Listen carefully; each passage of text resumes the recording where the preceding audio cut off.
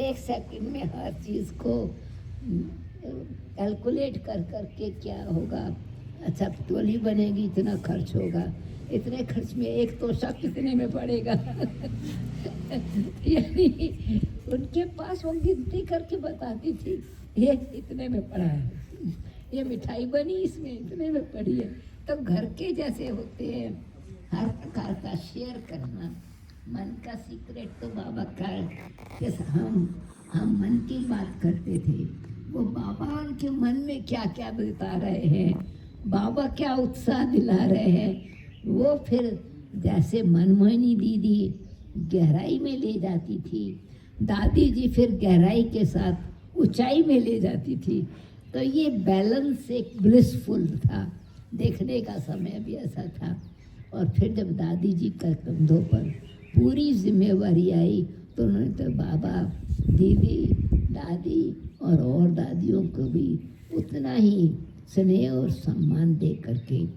और फिर मैं इस बात में तो मुझे नशा है कि बेशक ये बहनों की संस्था है, और दादी जी ने हमेशा कहती थी मैं कुमार का हूँ, कुमारों की जब कुमारों को इतना हिम्मत दिलाई, उत्साह उमंग दिलाया, ये कुमारों को हिम्मत आने से, एक उत्साह उमंग दिलाने से आज हमारा जो यज्ञ इतना बड़ा बड़ा कार्य कर रहे हैं, किसी भी प्रकार, चाहे ऑफिस में कर रहे हैं, चाहे भंडारे में कर रहे हैं, चाहे कोई और किसी सेवा में कर रहे हैं, वो उमंग जो सीड है ना, उमंग उत्साह का, वो हमेशा चला ही आता है।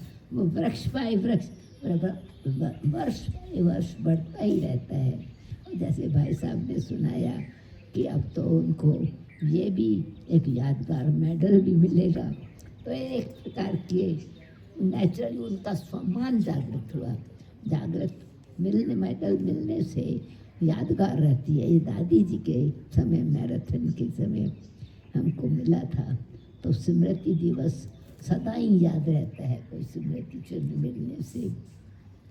और अपने भाई बहनों को भी सेवा का चांस मिलता है, संगठन का चांस मिलता है।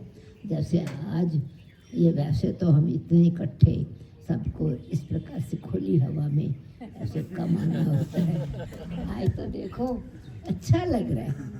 मतलब यहाँ बैठना भी ज्ञान सरोवर की ठंडी हवा में, खुली हवा में अच्छा भी ऐसा लग रहा है। माउंट आबू में आबू राज हो गया ना अभी, तो ये राजाओं की सभा खुली हवा में लग रही है, तो अच्छा लग रहा है। तो मुझे बहुत बहुत खुशी है, सबकी शुभकामना शुभकामना काम कर रही है।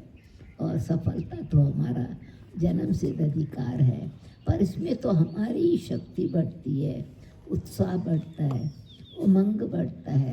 और सब नेचुरली है कि आबू स्थान की जो विशेष सेवा होती है अधिकारियों की, वो हमारे, यानी आश्चर्य उनको लगता होगा कि ये संस्था में ताकत कहाँ से आती है।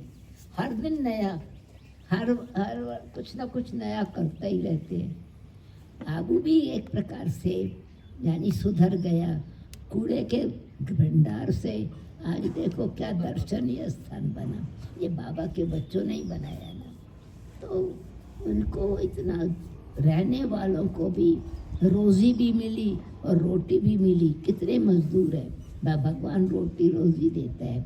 और दादी ने सब प्रकार का प्रबंध, न केवल से, पर जैसे बाबा के मन में भावना होती थी, ठंड होती थी ना जब, तो हम कहते थे, कभी कहते थे मीठे चावल बनाओ, कभी कहते थे आज हलवा बनाओ, कभी कहते थे गुड़ की कोई और चीज़ बना के खिलाओ, ब्लैंकेट तो देते ही देते थे। तो इसी प्रकार से दादी जी भी बहुत भावना से, बहुत प्यार से, ये जो कोई भी दिन त्योहार के साथ साथ सब मजदूरों को, माइयों को बुला के, और वो भी इतनी खुश होती थी जो दादी के सामने रास करती थी। और दादी का उमंग, दादी उनका उमंग उत्साह बढ़ाती थी, भुला देती थी कि वो कोई मजदूर है। ये थी भावना, प्रेम और स्नेह सम्मान स्वयं में था, परिवार में रहा, परंतु कोई सेवाधारी है, बाहर के हैं, उनके लिए भी उतना प्रेम और भावना रही। तो प्रेम की मूर्ति भी थी। इसलिए ओम शांति, ओम प्रेम, ओम उमंग उत्साह।